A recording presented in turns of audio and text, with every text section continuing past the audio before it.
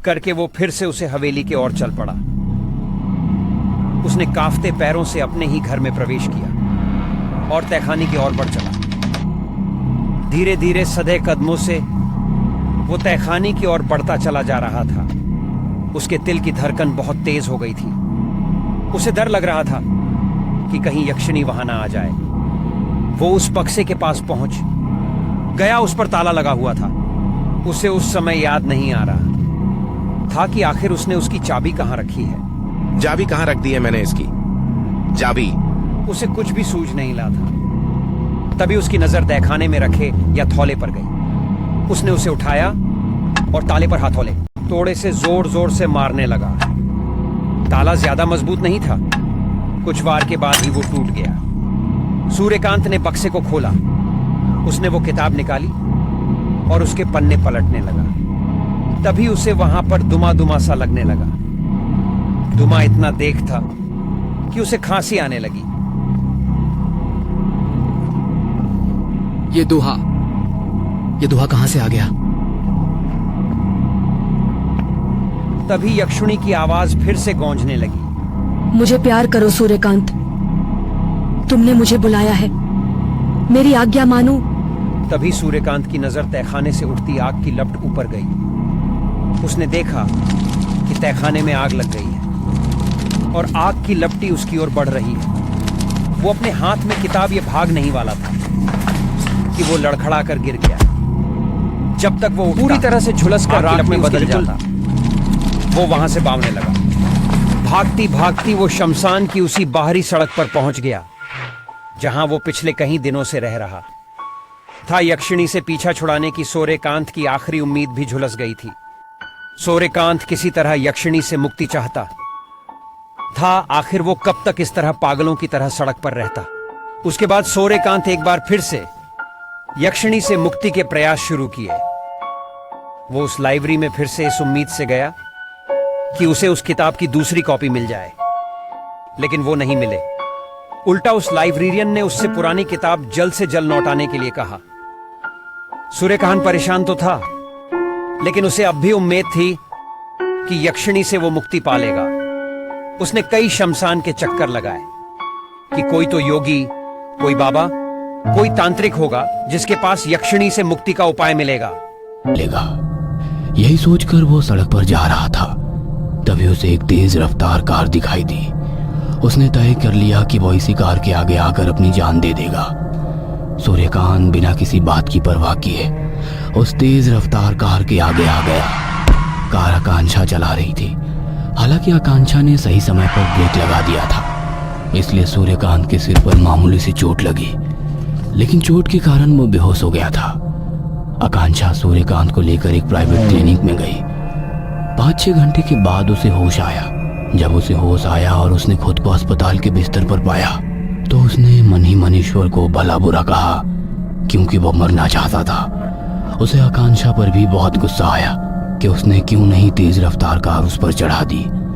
आकांक्षा paranormal activities की expert तो थी ही, साथ ही आकांक्षा ने रामनगर के जंगल में रहने वाले उस बाबा के था। बारे में बताया, जिसके बारे में कहा जाता था कि यही एक व्यक्ति है जिससे उसे यक्षिणी से मुक्ति मार्ग मिल सकता है, क्योंकि ऐसा कहा जाता है कि उन्होंने भी यक्षिणी को सिद्ध किया है। लेकिन वो बाबा सिर्फ अमावस की रात को ही दिखते थे। उसके बाद वो कहा जाते किसी को नहीं पता। अमावस में अभी 5 दिन ही बाकी थे। दिल पर पत्थर रखकर वो अमावस की रात का इंतजार कर रहा था। इस बीच आकांक्षा ने उसका बहुत ध्यान रखा। वो आकांक्षा के प्रति आकर्षित हो गया था और शायद आकांक्षा भी, लेकिन सूर्यकांत ये दिखाना नहीं चाहता था और नहीं बोलना चाहता था, क्योंकि अगर वो ये बात आकांक्षा से कहता तो यक्षिणियों से भी नुकसान पहुंचा सकती थी। 5वें दिन सूर्यकांत रामनगर की जंगल की ओर अकेली चल पड़ा। अमावस की रात थी, इसलिए जंगल में गोप अंधेरा था। सूर्यकांत यही सोचते हुए जा रहा था, तुम्ही झाड़ियों से निकलकर एक चीता उसकी तरफ लपका। सूर्यकांत ने खुद को पीछे किया, लेकिन स्विते ने उसका पिलप कर दिया। सूर्यकांत उसके गिरफ्त से खुद को बचाने की पूरी कोशिश कर रहा था। अचानक चीते ने अपना पंजा उसके मुंह पर मार दिया। खून की धार बह निकली। दर्द के मारे वो चीख पड़ा और दुखसरी तरफ भागने लगा। तभी उसके कानों में फिर से यक्षिणी की आवाज आने लगी। क्यों आया है यहाँ? यहाँ क्यों आया है? भाग जा यहाँ से, चला जा यहाँ से, भाग जा, चला जा।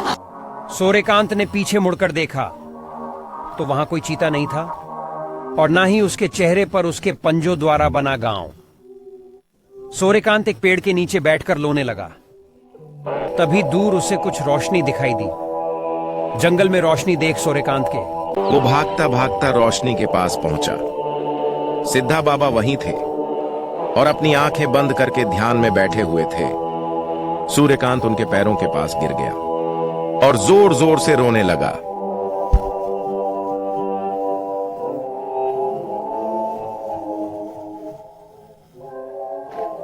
तभी बाबा ने अपनी आंखें खोली और उनके पास से, सूर्यकांत तुम आ गए।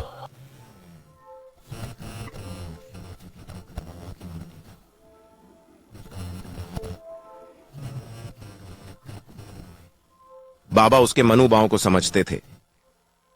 तुमसे गलती हुई है सूर्यकांत, बहुत भारी गलती। तुमने यक्षिणी तो सिद्ध कर लिए, लेकिन तुझे यक्षिणी के बारे में कुछ नहीं पता। इससे सिद्ध तो कर लिया, बिना ये जाने कि ये शक्ति है क्या? तुमने अपने स्वार्थ। तंत्र मंत्र की दुनिया बहुत ही रहस्यमयी और विचित्र होती है। इस संसार से परे कई ऐसी शक्तियां हैं जिसे मंत्रों के सहारे अपने वश में किया जा सकता है। ये शक्तियां पल में ही दुर्लभ से दुर्लभ वस्तु भी हमारे पैलों में लाकर रख सकती हैं। हमारी पौराणिक कथाएं और धार्मिक ग्रंथ इस बात का सबसे बड़ा उदाहरण है कि इन शक्तियों को वश में करके असंभव से असंभव काम भी संभव बनाए गए हैं। दानवों ने इन्हीं मंत्रों के सहारे तो ऐसे ऐसे कार्य किए जिससे कई बार मनुष्य ने भी तो इन मंत्रों के प्रयोग से देवों को सिद्ध किया है, लेकिन मंत्रों के सहारे इन शक्तियों को प्रसन्न करना बहुत ही दुर्गम है। अगर आपकी साधना में जरा सी भी त्रुटि रह गई तो यमलोक का द्वार पल में आपके लिए खुल जाएगा और आपका शरीर सजीव से निर्जीव की गिनती में आ जाएगा। यक्षिणी हमारे जैसे ही इस पृथ्वी लोक में आम इंसानों के बीच में ही रहती है, लेकिन आप और हम इसे देख नहीं सकते हैं, क्योंकि बिना साधना की शक्ति के हमारी भौतिक आंखों से इन्हें नहीं देखा जा सकता है। पीपल का पेड़ इनका निवास स्थान होता है। सात्विक सामग्री से यक्षिणी साधना कठिन है। बिना तामसिक वस्तुओं के प्रयोग के यक्षिणी को प्रसन्न नहीं किया जा सकता है, और अगर एक बार ये सिद्ध हो गई तो फिर रातों रात किस्मत के काले अंधेरे में समृद्धि की चकाचौंध रोशनी आ जाती है। लेकिन हमें बिना गुरु के यक्षिणी की साधना कभी नहीं करनी चाहिए। यक्षिणी की साधना के वक्त हमें उन्हें माता के रूप में प्राप्त करने का संकल्प लेना चाहिए। सूर्यकांत ने यक्षिणी को पत्नी या प्रेमिका के रूप में संकल्प लेकर साधना की थी। इसके बाद सिद्ध बाबा ने कहा, सूर्यकांत, एक बार फिर से तुम्हें यक्षिणी की साधना करनी होगी, लेकिन इस बार तुम्हें माता के रूप में उनका आह्वान करना होगा। अगर वो प्रसन्न हो जाती है तो तुम जो इच्छा उनसे कहोगे वो इच्छा वो पूरी कर देंगी।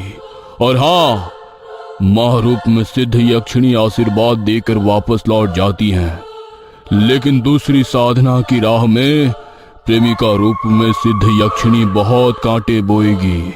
वो चाहेगी कि वो किसी तरह तुम्हारी साधना सफल ना होने दे।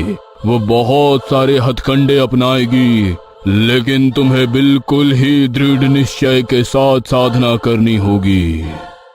सूर्यकांत एक बार फिर से यक्षिणी साधना करने के लिए पीपल के पेड़ के नीचे बैठ गया। इस बार उसने बाबा द्वारा दिए गए रक्षा मंत्र का घेरा अपने चारों ओर बनाया और दो काले मुर्गे की बलि के साथ साधना शुरू कर दी। लेकिन सूर्यकांत की राह आसान नहीं थी, क्योंकि यक्षिणी उसकी साधना में विघ्न डालने के लिए तैयार खड़ी थी। यक्षिणी की शक्ति बहुत ही तीव्र होती है। अपनी शक्ति के इस्तेमाल से वो सूर्यकांत को परेशान करने लगी। कभी उसे लगता कि उसके कानों के पास कोई जोर जोर से घंटा बजा रहा है, उसकी आवाज से सूर्यकांत के कानों से खून तक निकलने लगता, लेकिन वो अपनी साधना से पीछे नहीं हटता। कभी उसे लगता कि यक्षिणी अपने दांत उसकी छाती में गड़ा रही है और जोर जोर से चिल्लाती हुई उसके आसपास घूम रही है। सूर्यकांत की साधना को 10 दिन हो गए थे। इन 10 दिनों में यक्षिणी ने हर संभव कोशिश की कि उसकी साधना को तोड़ दे, लेकिन वो नहीं कर सकी। 15वें दिन यक्षिणी ने अपने सबसे अचूक अस्त्र का इस्तेमाल किया, जिसके बारे में सिद्ध बाबा ने उसे पहले ही बताया था। सूर्यकांत जहां तपस्या कर रहा था, यक्षिणी उसी के बगल में लेट गई और उसके शरीर पर हाथ फिराते हुए सहवास की इच्छा जताई। सूर्यकांत उस घड़ी में कमजोर पड़ रहा था, लेकिन तभी उसे नताशा का फांसी पर झूलता शरीर दिखा। सूर्यकांत ने अपने मन को स्थिर किया और मां के रूप में यक्षिणी का ध्यान करने लगा। प्रेमिका यक्षिणी इस बात से बहुत क्रोधित हो गई और जोर जोर से चिल्लाती हुई पीपल के पेड़ पर चढ़ गई और सूर्यकांत को घूरने लगी। यही नहीं, वो कभी पेड़ के ऊपर से सूर्यकांत के ऊपर कूद जाती तो कभी छोटे छोटे कीड़े उसके शरीर पर रख देती। वो कीड़े सूर्यकांत का खून पीने लगते। 41वें दिन माता के रूप में यक्षिणी प्रकट हुई और उसे कुछ मांगने के लिए कहा। सूर्यकांत ने यक्षिणी से खुद की मुक्ति की बात कही। मारूपी यक्षिणी ने उसकी इच्छा पूरी की और उसे आशीर्वाद देकर वापस लौट गई।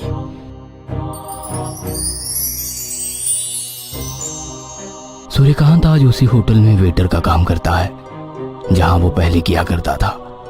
उसका जीवन आज पूरी तरह बदल गया है। लालच और शॉर्टकट से किसी चीज को पाने की चाह से वो आज कोसों दूर हो गया है। हाँ, उसके जीवन में एक बहुत बड़ा बदलाव और आया है। वो ये है आकांक्षा से उसकी शादी। आज दोनों बहुत खुश है।